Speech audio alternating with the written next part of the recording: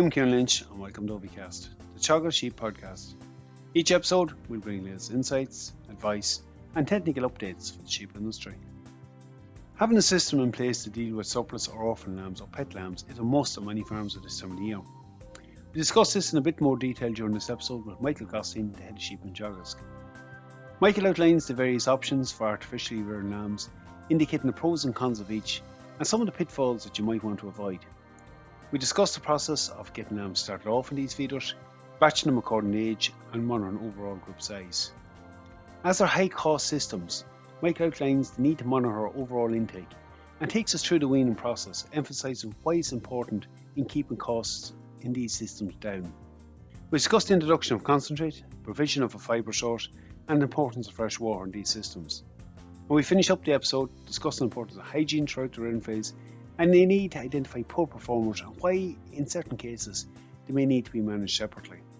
We start off, however, with Michael indicating why you need to have a system in place at this time of year to deal with those type of lambs.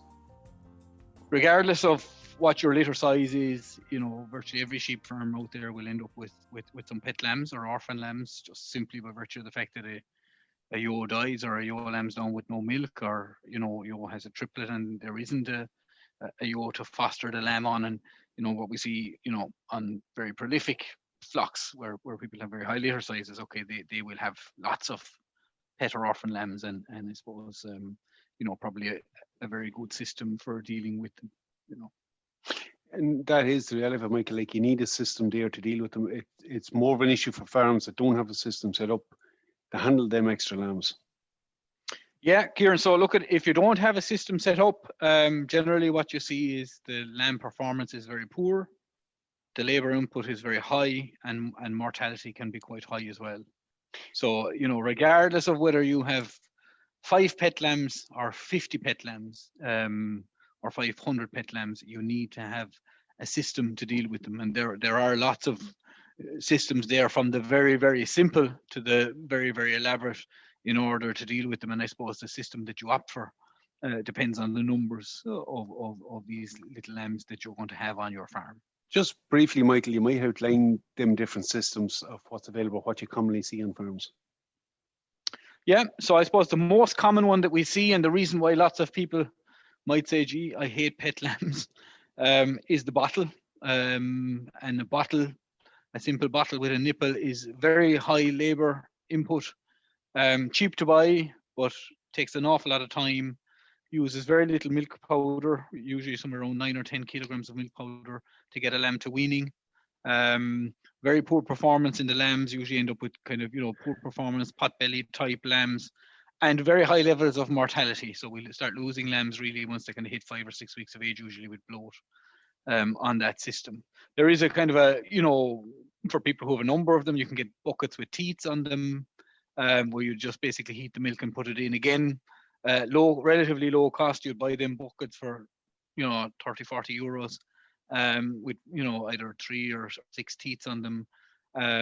You have to go and literally warm up the milk 4 times a day or 3 times a day, and put it into them. Again, relatively low performance, high risk of bloat as the lambs get older, and very, very high labor input, because you're basically having to literally go out to the lambs, multiple times per day. But it's a cheap and cheerful system, and probably a system that's handy for people who have small numbers, very, very small numbers of pet lambs. So that's the bucket with the nipples on it, or the bottle. But as you said there, Michael, it's a high risk one. It's also probably the highest labour input one that's in it. So it's really only a quick fix, or for very small numbers. For flocks that have will have more pets, what's the next upgrade from that system? Yeah, look at it, and I think the next one is the one that we're probably recommending to most people. And it's one of these feeders with a little element in it. So this is basically, there's lots of different ones out on the market there, made by different people. It's basically a bucket with an element in it, and it keeps the milk warm. So what you do is you fill it up morning or evening. It has either nipples attached to it, or it has a little tube with an on-return valve, so you can keep the bucket outside of the pen, or the container outside of the pen, and bring the tubes to the pen. I'd be in favor of the one with the tubes, because I think you can operate different systems if you have tubes. By varying the length of the tubes, you can cool the milk down before it gets to the older lambs and things like that. Those are systems that generally cost around kind of 250 maybe to 400 euros. So they're basically a container with a heat element in it. You mix the milk, pour it into it. It keeps it warm, and the lambs can suckle ad lib. And with those systems, we'd generally be looking at somewhere around 12, 13 kilograms of milk replacer. So about 33, 34, 35 euros ballpark on milk, if we can stick to the kind of guidelines of feeding for 5 weeks, Ciarán. Relatively low labor input, so you fill it morning, fill it evening. For small flocks with small numbers, then you might only have to fill it once a day. Clean it out, just rinse it out once a day and fill it up again. I suppose the labor associated with it is in the cleaning, and in terms of you have to mix up the milk, But those are cheap, relatively cheap, low labor input, high performance from them. Very little risk of lambs getting bloat if we get the temperature settings right. If we start reducing temperature as lambs get older and put them on cold milk from about 3 weeks of age, very rare that you'd see lambs getting bloat on that system. So I'd be saying that's really the system that most people who are in the kind of bracket of, from 5 lambs upwards to maybe 60, 70 lambs would be operating, those kind of feeders, or maybe, a number of those kind of feeders, working quite well. And if you mind them feeders, they last for years and years and years, and you can get spare parts for them off most of the manufacturers. So if an element goes, or a timer switch or anything like that, a thermostat goes in them, you can get a new part for it, You really only get a few consumables every year. But look, it's a system that gives a lot more flexibility for the vast majority of farmers out there. I suppose, Michael, just to take it to the very upper end of that scale, for flocks to be dealing with very large numbers every year, the automated versions of them. Yeah, so then we have the automated versions, Ciarán, and they're you're talking about in the thousands, really. I'd say kind of probably from 1800 up to however high you want to go. These are automated, they're plumbed in to the water supply, have an electric supply as well, obviously, and basically they mix the milk as the lambs are drinking it. So it's really automated feeding.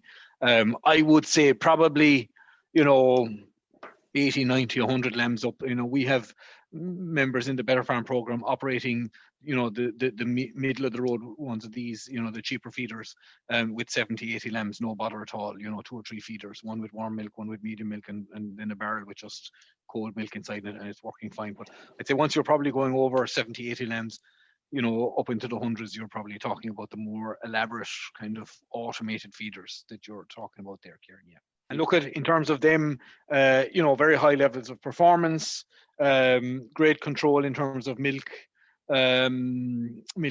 temperature and stuff like that. So again, we're seeing good levels of animal performance, maybe a little bit more milk replacer being used, about a kilo more maybe, but also I suppose very low levels of digestive upsets and lamb mortality. So what you'd see on these systems when they're run right is that the number of lambs that go in, by and large, the vast majority of those lambs come back out again at the end, weaned lambs, thriving well. So, they're very good at keeping lambs alive, avoiding all those problems that we see with the bottles and the bucket feeding, And so just like for the middle of the road version, probably the best investment there, Michael, is a constant supply of hot water, or some means of providing a regular supply of it, just to speed the process up for you. Yeah. So I think up to about 20, 25 lambs, you'll probably get away with two ordinary jug kettles. I'd say after that, then you really look at, ideally, if you had a hot water supply on the farm, just one of these under sink heaters, or some of the people with bigger operators might have kind of some of these gas flow through heaters, where once you initiate the water, the gas lights up and it heats the water as it's going through the boiler. But yeah, look at that. That's a big saving, and that's probably something we should be looking at in most lambing sheds, to have a supply of hot water. It's useful for washing utensils. It's very useful for washing hands. But look at, for someone who doesn't have it, has small numbers, a kettle or two will get you out for a year or two until you get the system up and running. Yeah, look, I think you're right. It's an sensible investments long term where feasible. Right, we have the equipment there. We have the lambs arriving on the ground. I suppose one of the first questions we've got asked before is, particularly for prolific flocks that are voluntarily maybe removing that third lamb or the weaker lamb on it. The selection of that lamb, Michael, how do you pick the lamb in a triple case going to the feeder? Look, a lot of times it'll be self-selection, but in the case where it's part of your system, what tips would you have for picking that lamb that goes for artificial rearing? Yeah, so look, I think generally what we should be trying to achieve is to leave the ewe out with 2 evenly sized lambs. That's important for the 2 lambs to be able to compete with each other and to grow on. So that's the one thing. Like, so very often, if you have 2 very big lambs and 1 very small lamb, it's obvious that you wouldn't be putting out a big lamb and a small lamb. Now, if you have 3 even lambs, let's say you have 3 very even sized lambs, then you pick on sex. Maybe some people would say, look, we pick the ram lambs because we find, especially if they're finishing lambs intensively indoors, that the ewe lambs get fat very, very quickly at low weights. If you were picking lambs and you were still hopeful that you were going to foster the lamb, then you'd be picking the bigger of the 3 lambs, because you're hoping that to foster this lamb onto a ewe that has a single, and generally the single born lambs will be that little bit bigger. So you want a lamb that's relatively well on in terms of being able to compete with his new sibling that might be 6 or 6.5 kilos. We don't want to be putting a 2.5 kilo small little triplet in there with that big single, because he'll get bullied away from the ewes other as well. Like, so really, I suppose try to leave the ewe with 2 evenly sized lambs. If we're trying to foster this lamb onto a single ewe, if we have a good few single ewes to lamb yet, then take the biggest lamb. If you're indoor feeding, intend to finish these lambs indoor intensively on meals, which some people do, then you'd be picking a ram lamb.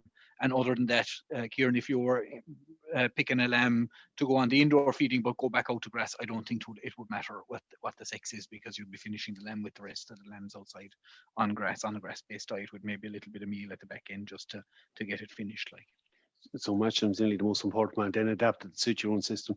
Look, right, with the lamb off now, we're going to go on to the feeder. In terms of getting them trained in on feeding, Michael, and it can take a little bit of time to get started, what are your best tips on that aspect of it? Yeah, absolutely. So look, very important that the lambs come off the ewe very quickly. So what we're saying is 24 hours on the ewe.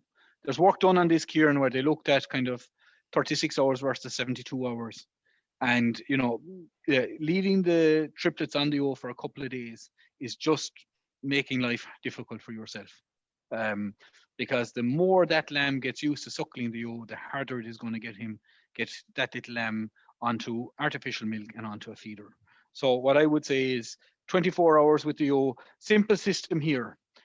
Whenever the lamb is at least 24 hours old, but at the same time every day. So if you decide, every morning I go out and check my ewes, I feed and everything, and then I'd say when you're finished at 10:30 or 11, we'll go and we'll pull off the surplus lambs to put them into the pet lamb pen. If the lamb was born, is at least 24 hours old, so it was born prior to the previous morning, then you whip it at that stage. If it was born yesterday evening, say, you'd be leaving it until tomorrow morning. So the oldest the lamb will ever be is kind of somewhere around 36 to 40 hours. But they'll always be moving out after kind of one full 24-hour period with the mother. And what we're trying to do is make sure there that they get a bit of the colostrum. But we're putting them onto the feeder then before they kind of hit 48 hours of age. And very often, most of those lambs will train themselves. You'll have to hold them up to the nipple once or twice. And you'll find invariably that the vast majority of them will need no more encouragement. The other lambs in the pen will be training them as well, And you've touched on it, like it is vital they get colostrum, even if they are being kept indoors on their artificial system. But in the case, Michael, just where there's multiple numbers on that, and your approach there for that certain time of the day is the time when you have a day where you have a bit of free hours to spend working on them. In the case where there's larger numbers, it's worth identifying them lambs separately as well, just to ensure that they are actually come back up to the feeder in subsequent mornings. Yes, yeah. So different colours for different days. So When you initially start out and you've only got 2 or 3 pets in the pen, it's very easy to see it. When you have 15 or 20 of them, it might be easy to miss a lamb. Initially, when the lamb comes in, it will have sucked from its mother, so it's not going to be hungry. It's going to be trying to get back to its mother for the first couple of hours. It's at that stage then, maybe after 4 or 5 hours that you'll be checking. Usually that'll be in the evening time or after lunch. You'll be checking to see that to get that lamb sucking. So generally, what a lot of people are doing that have numbers on this is they'll be putting maybe a red X on the bum of the lamb, on today, and then tomorrow they'll be putting a blue X on the bum, and the following day they'll be putting a green X on the bum, and then a circle maybe. So you'd know, look at all the circle lambs are the ones we took up yesterday, and you keep an eye on them. But to be honest with you, Ciarán, you'll see them. There'll be lambs that'll be hungry looking, when you're going down, they'll be lying down. They won't be coming towards you like the rest of them when you're coming into the pen to check them. So you'd spot them quite easy. But with large numbers, it's important to mark them. And the mark is also useful, Ciarán, in terms of knowing the age of the lamb. If you're, some people would be putting a different mark on maybe every 3rd day. And then they'll know, okay, these were the first batch of lambs and the next batch are a different colour. There's 2 points you throw up there, and I just want to ask you about them, like the age of the lamb and the numbers in the pen. Grouping up lambs, Michael, on the basis of age and just overall pen size as well, that has another implication on overall husbandry, but vitally that intake level and performance level we're going to see in these lambs. What's your top tips on that? Yeah, so look at, generally we'd be saying about 10 lambs to a nipple, usually around 2 nipples per pen, maybe a third one. Generally we wouldn't be recommending going over 25 lambs per pen, but more importantly than this, Ciarán, is that we kind of group them according to age as well, a little bit, because what we want really for the first 10 days for these lambs is very warm milk. At the highest temperature setting on your thermostat, usually that's somewhere around 24 to 28 degrees, the milk going into them. And that's to encourage intake. At that stage, when the lambs are born, they'll probably be drinking maybe a litre. As they start coming towards the end of that 10 days, they'll be up at 1.5 litres, heading for 2 litres. And then we turn the temperature down to about kind of 18 to 20 degrees, which is generally the bottom setting on the thermostat. And that cooling down of the milk, it limits their intake a little bit. It prevents them from skyrocketing. Your lambs will be going up at that stage to about 2.5 litres. And you keep it at that lower temperature for the next 10 days. So at this stage, the lambs are 3 weeks old. Then when they got to the end of that second 10-day period, and then they're switched on to cold milk. And that's very important, because if we don't switch them to cold milk at that stage, at 3 weeks of age, you'll see the amount of milk that those lambs drink will probably go from your target of 12 to 13 kilograms of milk up to 20, 22, 23, 24 kilograms of milk. Very high levels of milk intake and very high levels of performance, but at a huge cost. We could be talking about putting maybe 50, 60, 70 euros worth of milk replacer into these lambs if we don't limit it. And it's not going to pay us to do that. We want to try and limit our milk consumption to about somewhere around 35 euros of milk replacer. And there'll be about another 20 kilograms or 20 euros of meal going into those lambs before they go out to grass, if they're going back out to grass. If we're not going out to grass, we'll be putting about 40 euros worth of meal into them. So the important thing, I suppose, in terms of batching up, Ciarán, to go back to the question you asked me, is if we don't pen them according to age in some sort of a reasonable kind of a system, then we're going to end up having very young lambs and very old lambs together. We're not going to be able to turn down the temperature because the young lambs need warm milk, the older lambs need cold milk, and then basically what happens is the older lambs drink an awful lot of milk, and the cost it becomes very, very expensive. And the other thing I suppose that we're just saying is, like, every week that these lambs are on milk replacer, after say 5 weeks, it's costing you 8 euros. So it's very important that we aim to wean these lambs at 5 weeks of age or at 35 days.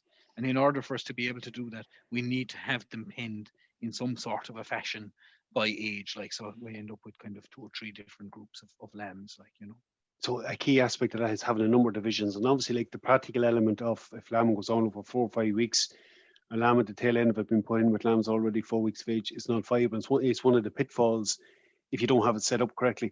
Well, like Michael, when they transition onto that cold milk, you frequently see some farmers using an ordinary bucket connected up with just tubes and the nipple on it.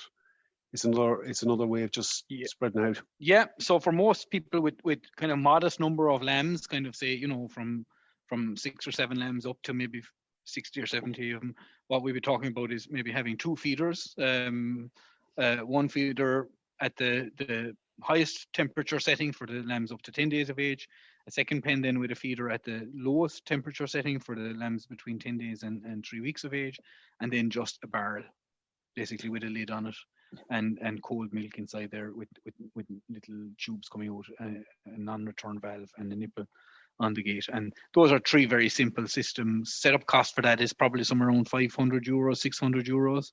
If you mind it, you'll have it for 20 years.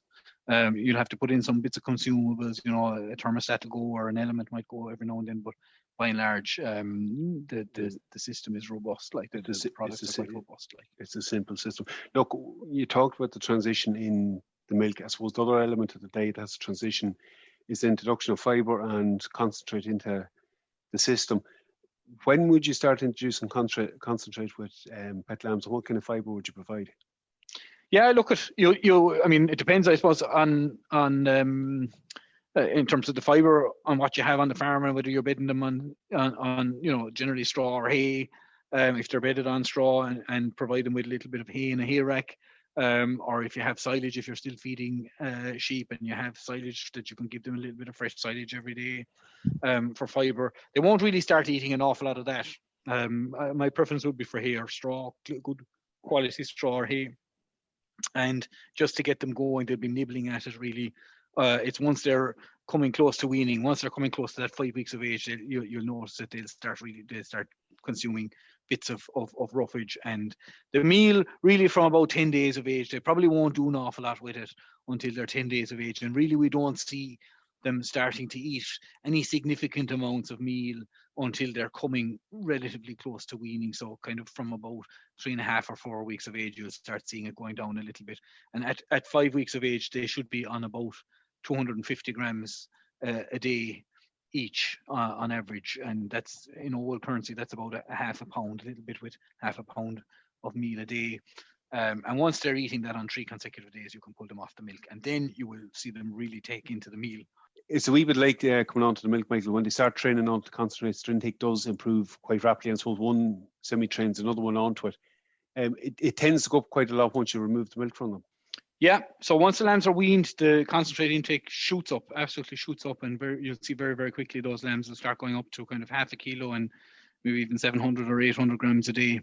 And at that stage, what becomes very, very important, Ciarán, is water, because the lambs will consume about 4.5 litres to 5 litres for every kilogram of meal they're eating. So if you have 20 lambs inside there in a pen and they're eating 15 kilograms of meal per day, they'd be looking for somewhere in the region of 70 litres of water, just purely to help them to be able to digest and function on that amount of meal.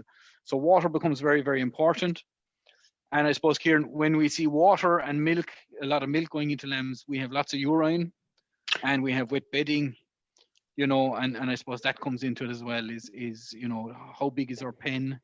The smaller your pen, the more often you'll have to bed it, the dirtier it becomes.